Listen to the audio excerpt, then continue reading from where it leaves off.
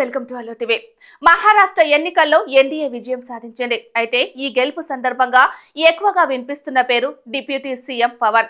పవన్ ప్రచారం చేసిన షోలాపూర్, పూణే, లాతూర్, బల్లార్పూర్, కసబాపేట్, డేగులూర్, బోకర్ లాంటి చోట్ల అధిక స్థానంలో బీజేపీ కూటమి గెలుపొంది.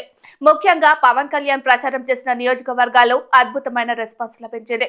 ఆయా ప్రాంతాల్లో పవన్ సభలకు ప్రజలు స్వచ్ఛందంగా పోటెత్తారు. మరాఠా గడ్డపై తెలుగు ప్రజల సంఖ్య ఎక్కువగా ఉన్న చోట్ల పవన్ ఇమేజ్ ఎంతో మహా ఫలితాలతో వెల్లడైంది.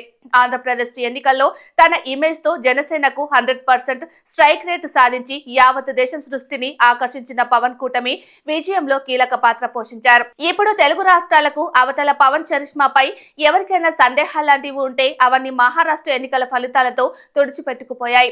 ఇప్పుడు పవన్ కళ్యాణ్ మహారాష్ట్ర మొదలుకొని కింద ఉన్న దక్షిణాది రాష్ట్రాలలో బీజేపీకి ప్రధాన ప్రచారాస్త్రంగా మారారు. మహారాష్ట్ర మిషన్ పూర్తి కావడంతో పవన్ చరిష్మాను వాడుకొని దక్షిణాది రాష్ట్రాల్లో విస్తరించేందుకు బీజేపీ పెద్దలు రెడీ అవుతున్నట్లు చెప్తున్నారు. వారి కళ్ళ ముందు ఉన్న నెక్స్ట్ బిగ్ మిషన్ తమిళనాడు. మరో ఏడాదిన్నరలో తమిళనాడు అసెంబ్లీ ఎన్నికలు జరగబోతున్నాయి. బీజేపీకి సంఘ పరివార్ కు తమిళనాడు ఎప్పుడు కొరకని కొయ్యే. అక్కడ రాజకీయమంతా డిఎంకే, అన్నా డిఎంకేల మధ్య నడుస్తూ ఉంటుంది. అక్కడ బీజేపీ పునాదులు ఏర్పాటు చేసుకోవడానికి కూడా తమిళనాట ప్రజలు అవకాశం ఇవ్వడం లేదు. రాజకీయ దిగ్గజాలు కరుణానిధి, జయలలిత అస్తమయం తర్వాత పరిస్థితులు కొంత మారాయి. దాంతో వచ్చే ఎన్నికల్లో బీజేపీ తమిళనాడు అసెంబ్లీ ఎన్నికల్లో ప్రభావం చూపడానికి శతవిధాల ప్రయత్నిస్తుంది. తమిళనాడు అసెంబ్లీలో 234 సీట్లు ఉన్నాయి. అక్కడ విజయానికి కావాల్సిన మ్యాజిక్ ఫిగర్ 118. గత ఎన్నికల్లో డిఎంకే పార్టీ సోలోగా 133 సాధించింది. అంత బలంగా ఉన్న డిఎంకేను ఢీకొట్టడం అంత సామాన్యమైన పని కాదు.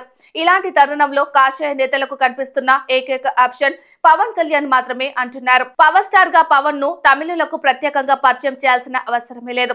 సనాతన ధర్మం బేస్ చేసుకుని పవన్ చేసిన తమిళ రాజకీయ ప్రసంగాలు, ఉదయనిధి స్టాలిన్ ను టార్గెట్ చేస్తూ ఇచ్చిన స్టేట్మెంట్లు తమిళనాట బాగా వైరల్ అయ్యాయి. అలాగే తమిళనాడులో తెలుగు జనాభా కూడా ఎక్కువే.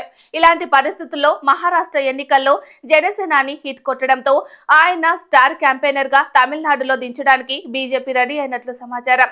తమిళనాడుతో పాటు దక్షిణాది రాష్ట్రాల్లో బీజేపీ పాగా వేసేందుకు పవన్ కళ్యాణ్ సనాతన ధర్మం పేరుతో వినియోగించుకోబోతున్నట్లు తెలుస్తోంది. దక్షిణాదిలో 5 రాష్ట్రాలు ఉండగా ఒక ఏపీలో మాత్రమే బీజేపీ కూటమి అధికారంలో ఉంది. మహారాష్ట్రలో సాధించిన విజయంతో మిగిలిన చోట్ల పాగా వేసేందుకు పవన్ కళ్యాణ్ అనే ఆయుధాన్ని వినియోగించుకోబోతున్నారు. మొత్తం మీద పవన్ కళ్యాణ్ నేషనల్ లీడర్ గా ఫోకస్ అవుతుండటంతో జన సైనికులు సంబరాలు చేసుకుంటున్నారు.